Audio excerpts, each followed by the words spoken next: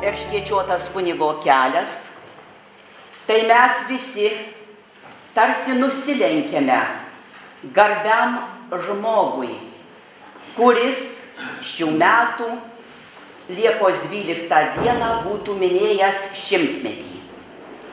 100-metis daug ir maža. Istorijoje akimirksnis, žmogaus gyvenime daug, nes ne kiekvienas šioje žemėje sulaukia šio jubiliejaus.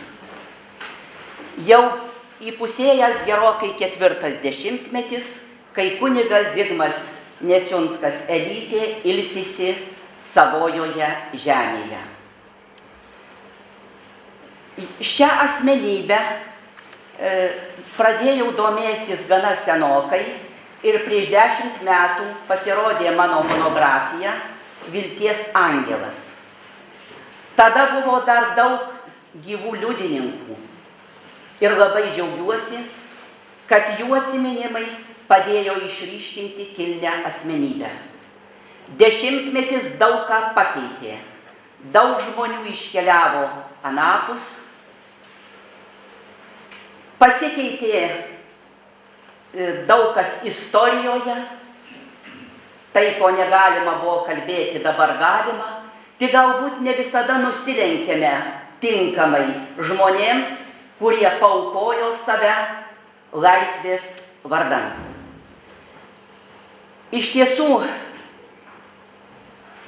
patraukė mane asmenybė pirmiausiai savo slapyvardžiu, nes šita tema nenauja mano kūryboje.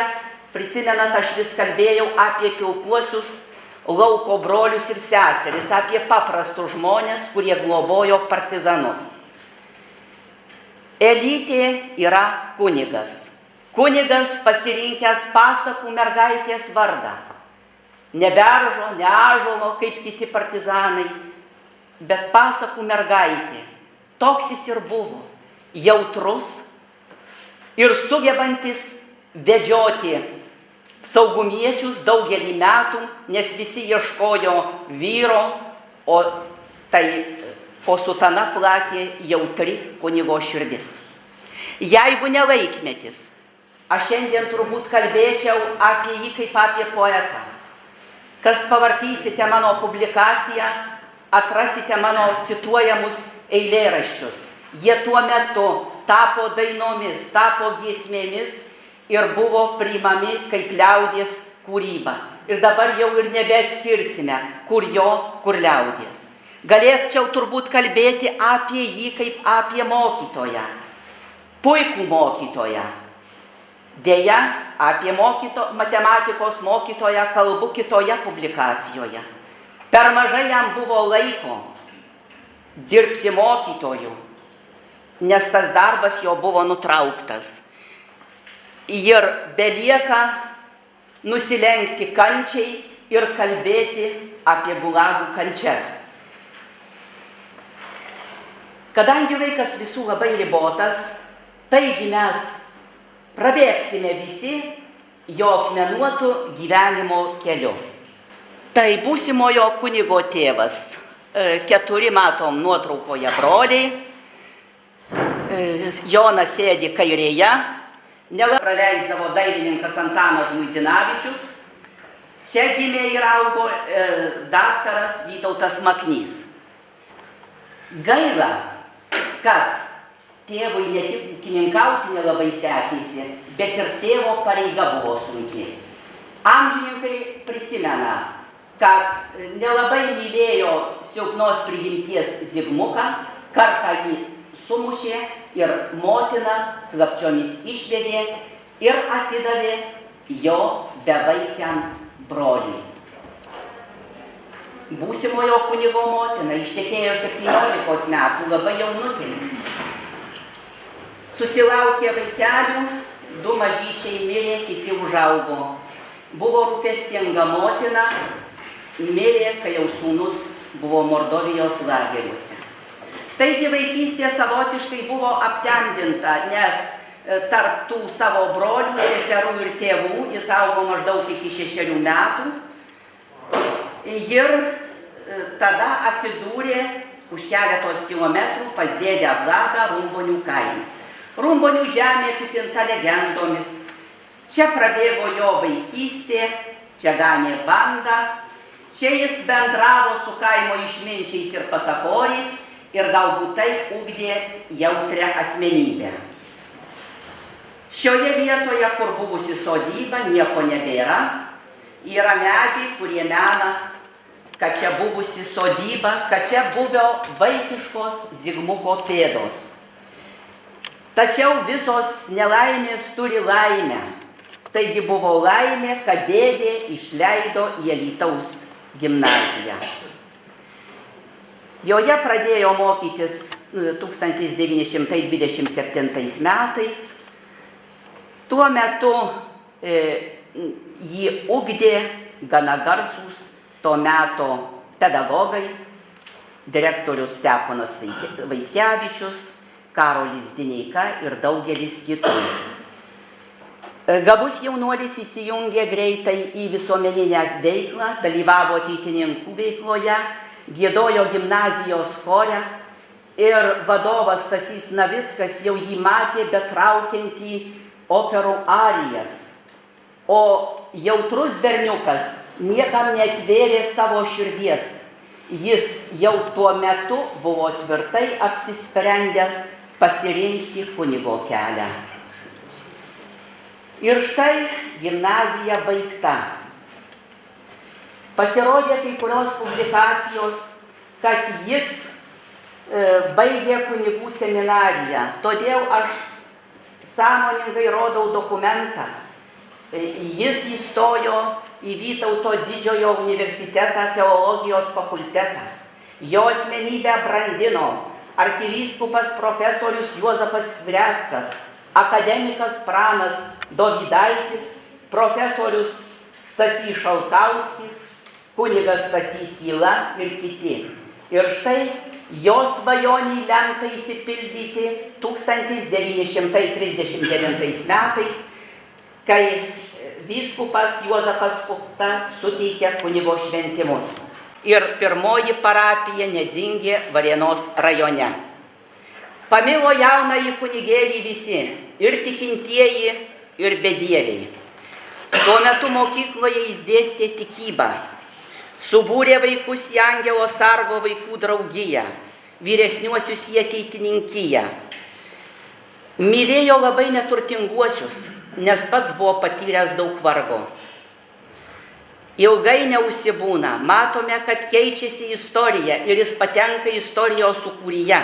Jaunas ir gabus kunigas atsiduria Molėtų rajone ir čia kaip tik progimnazijos mokinius uždega meilę ir sunkus laikmetis buvo tarsi įsivadavimas su jo rengiamais vakarais viešais, su jo nuoširdžia kultūrinė veikla. Tačiau likimas lėmė, kad jis grįžta į Nedzingę jau kaip klebonas.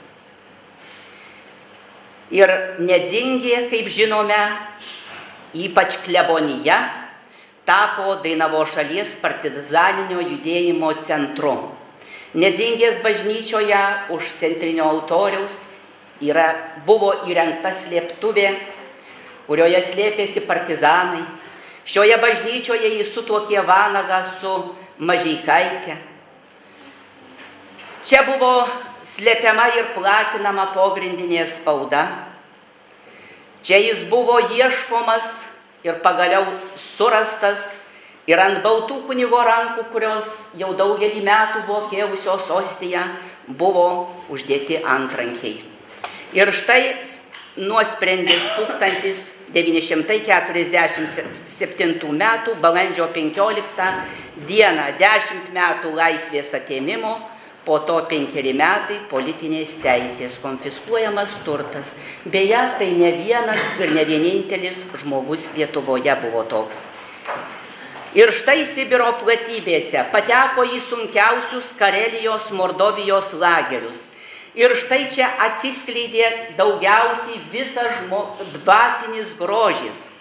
Tas grožis, kad jo eminencija, vėliau kardinolas Vincentas Latkevičius jį pavadins šventu žmogumi, o aš vis galvosiu, ką reikia atlikti, kad būtum šventu. Ta patį kartos buvę kaliniai kultūrininkai Juozas Mičiulis. Jis kartos tai buvo šventas žmogus, nes jis neskyrė ar lietuvis, ar čigonas. Visus vienodai mylėjo. Silpnesniam atiduodavo savo duonos davinį. Išdalindavo siuntinius, kuriuos siuntė sesuo bei parapijiečiai.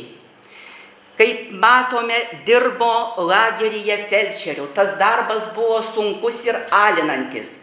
Felčerio darbas jam buvo žinomas dar prieš kunigo studijas.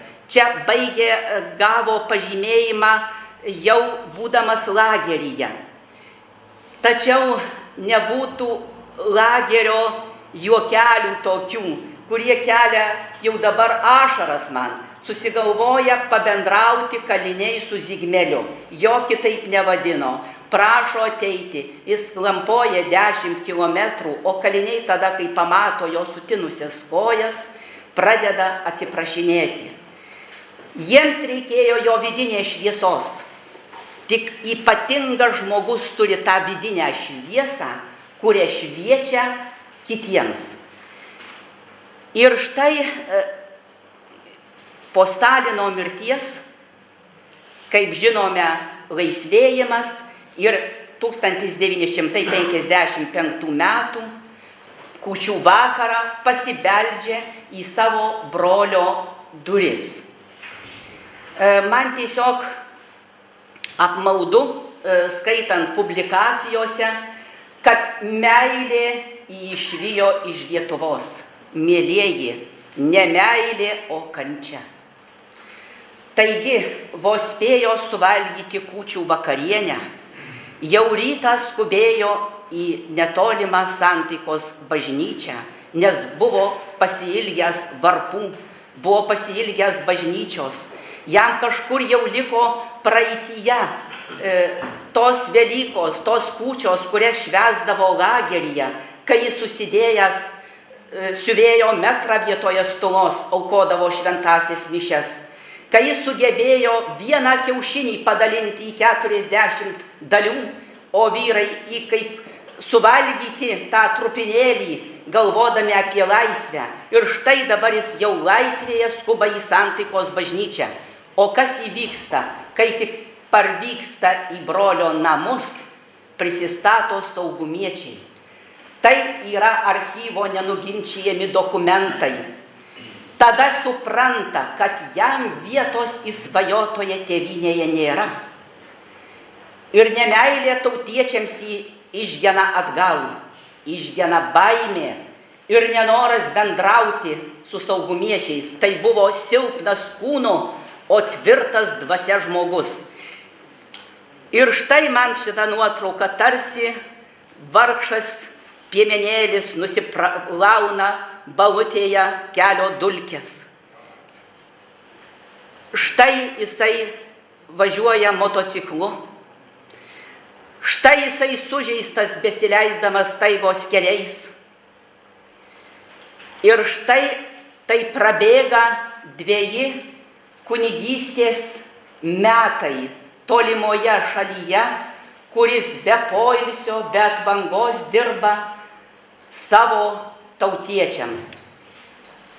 Galvojo, kad jau 57 jau bus lengviau, grįžta į Lietuvą, bet niekas, nei vieno tremtinio, nei vieno politinio kalinio Lietuvoje nepriėmė įskėstomis rankomis. Nei vienas beveik negalėjo dirbti to darbo, kurį jis dirbo. Ir štai dabar tik pavardinu parapijas. Vienoje porą metų padirba, kitoje metus, Žiežmariai, Kaišiadorių rajone, toliau Trakų rajonas, Prienų rajonas, po porą, po 3 metų. Ir štai pagaliau Kaišiadorių rajone labai retų formų, architektūrinių formų Švento Antano Paduviečio bažnyčia. Čia bemaž ilgiausiai tenka dirbti apie 7 metus. Mylimas parapijiečių ir dabar, kaip ir pirmaisiais metais. tačiau nemylimas sovietinės valdžios. Tai parodė kilnojamas iš vienos vietos į kitą. Jis buvo didelis altruistas, kai filmavo šmeižikišką filmą ir ant amžių amžinųjų. Jis sakė, tai jau ir sovietų valdžia pradeda keistis. O filme parodė, kaip kruvinom rankom kelia kunigas ostiją. Manytina, tikėtina, kad šitas šmeižikiškas filmas ir sutrumpino jam gyvenimą. Visada rūpinosi kitais, niekada nesirūpino savimi. Net atsidūręs po mikroinfarkto Kauno klinikose daug meldėsi garsiai palatoje. Ir štai 1976 metų birželio 21 dieną atsidavė Dievo maloniai, kurios jis tikėjosi visą gyvenimą ir kurios jis yra vertas. Tačiau sovietinė valdžia išliejo paskutinį kartelį. Tai matome paskutinę kelionę. Mašinos nedavė, žmonių neleido į laidotuvės, kadangi darbo diena, tačiau parapijiečiai pėsti lydėjo maždaug kilometrą, o čia šiandien monsinjoras, tada buvo kunigas Alfonsas Varinskas, įdėjęs karstą į savo mašiną, pririšęs virvėmis, pakeliui sustodavo keletą kartų, žiūrėdamas, kad nepamestų karsto. Ir štai pasiekia procesiją Santaikos bažnytkaimį. Dabar jo gimtasis kaimas kaip tik priklauso šiai parapijai. Ir čia jis atgula amžinojo poilsio. Jo paminkle yra iškalti žodžiai: mylėjau Dievą ir žmones. Retkarčiais stapteliu ir aš prie šio kapo pasisemdama tvirtybės.